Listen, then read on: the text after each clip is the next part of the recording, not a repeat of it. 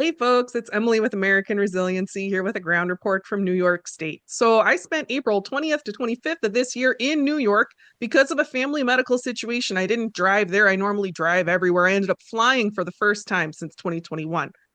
And while I could say this is because I'm so extremely eco-conscious, the truth must be told. Mostly I don't fly on account of being a Luddite who hates to be told what to do. But I wanted to go to Syracuse so bad I made myself fly. Throughout that unnatural process, I was definitely my most scared werewolf style self, but I did it. I bit nobody and I made it to Syracuse. Syracuse was the first stop on this tour, thanks to the generosity of the SUNY College of Environmental Science and Forestry, who had AR out to give some talks for Earth Week. And check it out. So, this report has been a little bit delayed because I've been checking out some details for you all. And they sent me a follow up present, including this like mithril tear syrup that, look it out, it's managed for birds and the flavor is incredible. They make some really amazing maple syrup in their forest. But all syrup aside, Syracuse has been a site of interest to me for years. Honestly, I don't know if anything else could have tempted me onto a plane, but the Syracuse outlook is so strong, I felt very motivated to get out there and send out a message of hope and action. And folks who heard me, I hope you're out there getting the word out on the ground. Because let me give you all here just a slice of the talk I gave there on Syracuse's climate outlook. So, folks in Syracuse, I want to talk to you today about responding to change. Change that's happening right now and changes that are likely to come both to our nation and right here to Syracuse, a place that I believe is very important as we look to a warming world. As you may know, we have crossed the 1.5C threshold. That's where we were supposed to try and limit global warming to avoid complex and cascading impacts. I want you to see how far above 1.5C we are and what a big jump in global temperatures we saw in 2023. Observing that 23 jump as it happened changed my thinking. I've been following climate closely for more than 10 years, and until 2023, I saw Earth systems behavior coming in that reinforced my confidence in our ability to model the future climate on a timeline. Now, at 1.5C, we're living in a world that's much like 1.5C was modeled to be. The droughts and deluges we're experiencing in different parts of the world, the changes to the season, most of the ground projections have played out pretty accurately, but this isn't the world we were expecting to be living in now in 2025. This was supposed to be the world we'd be living in maybe 10 years from now, and we would have had more time to prepare. All the investment in infrastructure planned and made over the last few years, it's been for a reason. It was based on this timeline that we don't seem to be on anymore. This timeline, the timeline on which all major nations have been planning their adaptation responses, they had put us at 2C at about 2050. France is the only nation that, to my knowledge, has publicly responded to the 23 jump. They have accelerated their response and are now planning for 2C in the early 2030s. Living at 1.5C, in some ways, it's much like it looked on paper, but it sure feels different to live it. And so I think it's very reasonable that many people feel scared about the future. What I want to talk with you about in Syracuse is not that you should feel scared or that you should give up every pleasure in your life. I want to talk with you about 2C, and you are going to see you have the potential to build a good life in this future. This is an important moment to take up the work of life, to get on the path towards building the best future we can, facing the problem that we've got before us. Let's look at America at 2C. At 1.5C, we've already started to experience what we once thought of as future problems, because compared to then, this is the future. We're experiencing things like deluge-type rains that wipe out major highways, hurricanes in places that were once considered safe, and striking changes to the seasons in many parts of the U.S. 2C is the next step. 2C is the future that's not here yet. I'm pulling my projections from the NCA 5, the fifth National Climate Assessment. That's a highly detailed report with an atlas powered by publicly available data sets. My organization, American Resiliency, used those data sets to create more interactive tools that let us visualize the information in new ways and reconstruct publicly admitted baseline norms. Today, I'm going to walk you around with the Jackie Pie suite created by NASA engineer and freaking legend Jackie Ryan. That's what we got here. I'm going to weave you a picture from the projections. We're going to focus in right here on Syracuse. And I imagine that lack of days over 100 is already fairly appealing. First thing I'm going to do is tell you some numbers, and then I'm going to weave that together to help you build an understanding of the climate projections for Syracuse at 2C.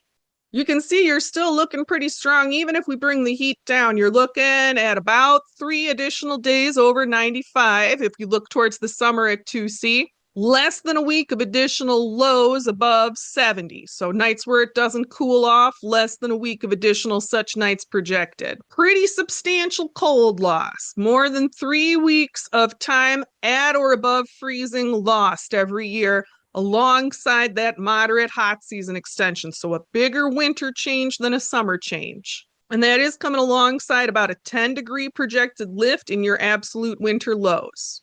You are looking at an increase in deluge type rain in your area. When you look at those wettest days projected out at 2C, they're looking a lot wetter, almost 20% more rain on those wettest days. So going from those numbers, let's talk about what that means. We're talking about maybe 3 weeks longer growing season and very few days with knockout heat. Very few days that'll make pollination difficult or stop fruit from setting.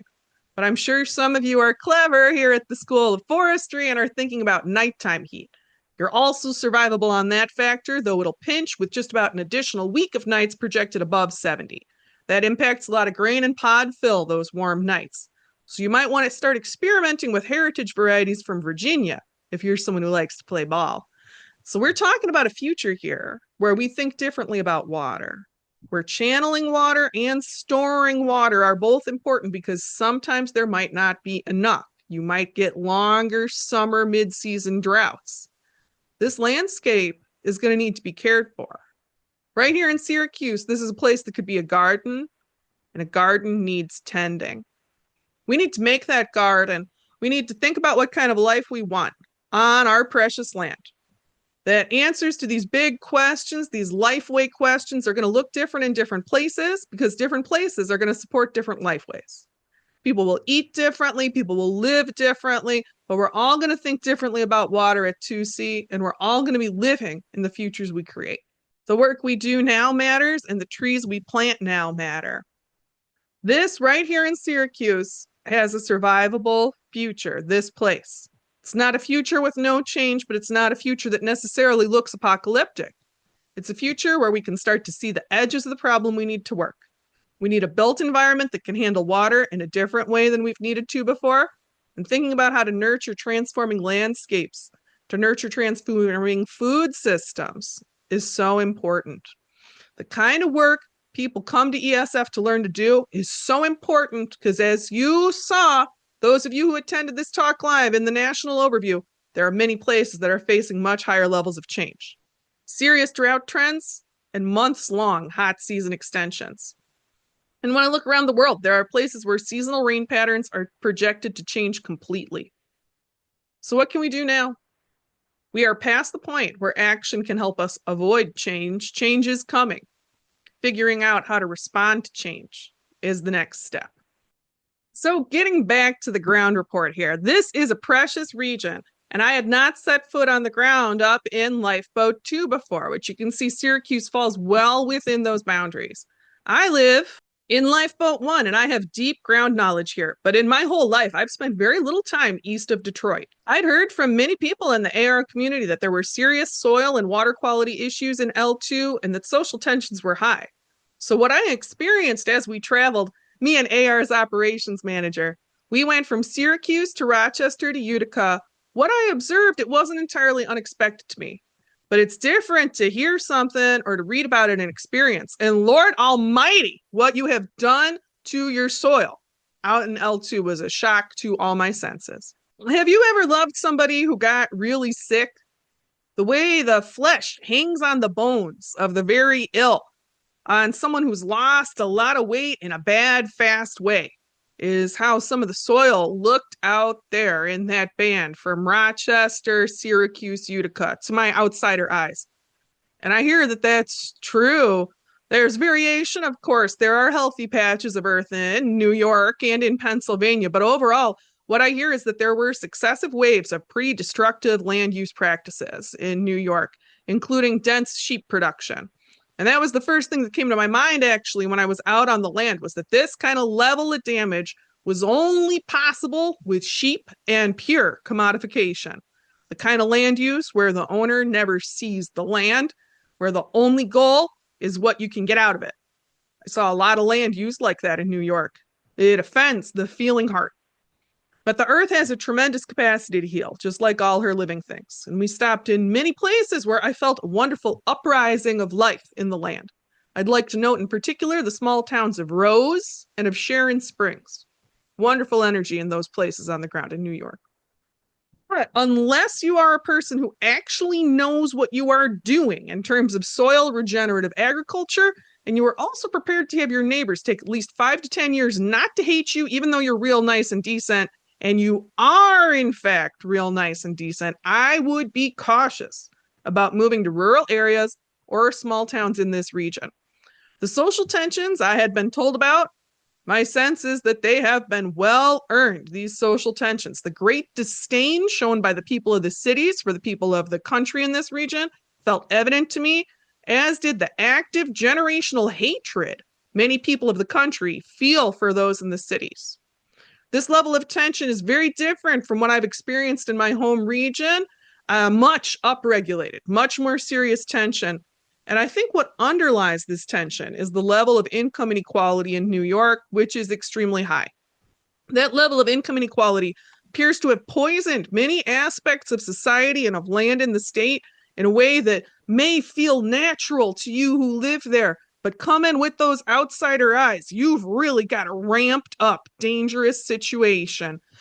Income inequality drives commodification of that which should not be commodified. The degree to which land and the living world have been commodified in New York, not just in law, but in the minds of people, was upsetting to me. To right-thinking people, land is not merely something to be brought to market. The way we treat land, that's the way we treat ourselves in the end. For those of us who struggle in this way, who feel commodified, the way we can heal that is through our relationship with the land. I think for most people who are considering moving in or to the Northeast, you're not so much from the country, so perhaps you should not go to the country. Perhaps you should go to a city. And this is good news, because there are cities that I visited in L2 on this trip that have capacity for intake, that have an interest in intake, and that have pretty decent housing stock and capacity to build local food systems. I was thrilled to be out on the ground in Syracuse, because Syracuse definitely is one. I've been familiar that Syracuse has a stance of welcome towards climate refugees for many years. I saw that playing out on the ground for sure. When we were going around in Syracuse, we were a little surprised by how low energy it was, but we met a lot of nice people. And I would say that overall, the vibe was that Syracuse could use some more people. It is a city with intake capacity. I heard a lot of conversation about the potential for infrastructure problems with those deluge-type rains and the fact that those are being felt on the ground now, and that there was a real need to upgrade the Syracuse water systems. These conversations, I found it a little bit funny because I was having these conversations inside, and then as we were walking around in the city, we were just constantly walking through active utility upgrade work. So Syracuse does have a lot of work to do. But from a little boots on the ground time, I get the impression that Syracuse is doing that work, which is so wonderful if Syracuse is able to fulfill its promise in that climate outlook. In terms of tensions in Syracuse, I talked with quite a few highly educated white people who used the term black and brown poverty to describe the area. That's not a term I'd heard before, seemed a little gross to me, and made me concerned that maybe there was a significant racial divide hearing this othering going on in casual conversation. So when we went out to bars and stuff to check out the energy on the ground, we went to places where regular people go, working class people. And everywhere we went, there was not a lot of evident racial tension. We saw all kinds of people working and eating and drinking together. We had some awesome food in Syracuse. I had heard some good things about strong hearts in Syracuse, and I am really glad we got to go there. It was like pretty expensive to me. It was definitely a treat, but the place had fantastic ingredient quality, great food, and a chill vibe. So my take, just short outsider perspective, there's some pretty serious class stuff going on in Syracuse that people don't want to look at. Probably some pretty serious economic opportunity issues, like structural opportunity issues. That seemed to be fairly true throughout the region. And I observed a full rainbow of poor people in New York living in a system where intense commodification is common. As we think about the incredible potential in this area, thinking about opportunity, thinking about breaking down that commodification that drives inequality, that seems like a critical focus for social action. And maybe also being okay with not being super rich. Like maybe we need to bring the top down to a greater degree than we need to bring the bottom up. The focus should be on meeting the needs of people and living things, not accumulating gigantic collections of fancy hats. So we went to Rochester next. Rochester was similar to Syracuse in many ways, in that it was also a bit spooky. I feel like no one gave me enough background on the general spookiness levels of upstate New York. Kind of solid Addams Family vibes throughout the area. Obviously, I like that. I feel like it's worth stating out loud, though. So that's all right. And I must say, there are quite a few people doing the work on the ground in and around Rochester. The outlook there is a little bit higher change. It's a little bit higher change by the lake, but it's still definitely a survivable outlook. I was grateful for the opportunity to meet with AR supporters in the area who fed me in part with produce they had grown. I feel like there's no greater hospitality than to be nourished in that way. And to my mind, it's really saying something to be able to feed a group of people with fresh produce you have grown in a Zone 6 area in April. I was impressed. I know the dedication and the cultivation that takes, and I so enjoyed spending time with you all. Anyone from that group who's listening, that was a personally moving and enriching experience on many levels, was my time on the ground with you folks outside of Rochester. But as cities go, the standout of the tour was Utica. I think this picture my colleague took of me is hilarious. We were getting ready to go out. I wanted to share. We came into Utica a little bit before the sun went down. And I felt like a kid again because I hadn't seen so much open dealing on the streets since Chicago in the 90s. It was a wild amount of open criminal activity in Utica. We didn't feel unsafe. In fact, the energy on the ground felt surprisingly good to us both. There was a lot of potential in the context of what was obviously not a gentrified environment. We went with an AR volunteer leader there in Utica who wants to tell AR people to think about Utica as a destination. Solid outlook. Utica has room. It was built for 120,000 people, currently houses about 65K. We got an incredible tour of Utica that evening and into the next day, visiting all of Utica's top attractions, including the incredibly spooky abandoned mental hospital, which is next to an active addiction treatment center. This is a site where I'm told there are some particularly productive oak trees. As our host said, the only problem is there are a lot of needles you got to pick out when you're collecting the acorns. That is Utica energy, and I love it. There are many areas with good climate outlooks that have no addiction treatment centers. I've talked with folks on the ground in parts of Pennsylvania and West Virginia that look really good from a climate perspective. They've told me there are no resources and that addiction is a problem that is damaging their communities. There are either no resources or maybe there are mobile resources that come by occasionally. Addiction can happen to anyone. For many people, addiction began as a result of using painkillers as prescribed. It is normal for people to need help to get healthy.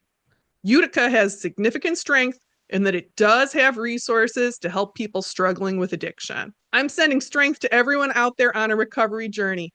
You matter, and you matter to your community. When we build the best future we can, we need you. I think it's worth noting that in Utica, we're not just talking about one flavor of resources, we're talking about good general access to medical care. There are people with many kinds of disabilities visible in Utica, because I hear access to services in Utica is pretty good compared to many areas in the region. Utica also has a public bus system. People on the ground wanted me to pump this college, Mohawk Valley Community College, which offers affordable technical degrees. Here's a little breakdown about what people in Utica are doing now. You can see there's some decent job diversity, decent quality of jobs, and decent job diversity. And there are all kinds of people in Utica, people from many different backgrounds with many different experiences. Utica welcomes many refugees. In my experience, if you want to get good energy going on the ground, refugee communities are full of people who want to build something, who want to build a good life in America. And if you got refugees, you're going to have good food. We visited Muju International Groceries. They had a great selection of dry pulses. I get really excited about exotic dry pulses, let me tell you, as well as many specialty goods that provided hard to source flavors from across cultures. Very chill place. We also visited Cornhill in Utica, which has a reputation as a particular hive of scum and villainy. Our host assured us it was highly unlikely we would be stabbed, and indeed, we were not stabbed at all. Well, it was evident crime was a problem in this neighborhood, with most homes having visible security measures. This neighborhood was clearly full of people who cared about themselves and their community and building good lives. I have been in communities that are actively destroying themselves, and this is not one. Unless you are scared by people parking a multi-generational number of cars on the street outside their house, I think what most people would see in Cornhill today is a community building a future. Throughout my time on the ground in New York, I had an incredible time. I visited many people who are doing great work on the ground, the work of strengthening their local food systems, the work of strengthening their local communities. I witnessed tensions and moods that were unfamiliar to me that allowed me to build a new understanding of a region that I believe is critical to our shared future. And I saw firsthand something that many agricultural communities in my area are fighting, which was enormous solar fields built on farmland, exporting energy to the cities. Now, I'm not against solar, but arable land is precious. And most people who are fighting against solar on agricultural land, that's the calculation they're making, is not solar bad. Plenty of them have solar panels on their roofs and outbuildings. Their calculation is that arable land is precious and that they need it to feed you. There's such tension in the rural-urban divide in many places in our country that we can't even hear it when the other side, if we're stuck on sides here, is talking sense.